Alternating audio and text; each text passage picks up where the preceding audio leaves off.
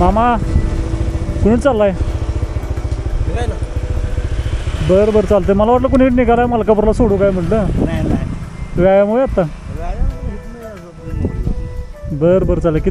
किती वर्ष झालं असं करता? किती वय आहे तुमचं? आमचं 73 आहे.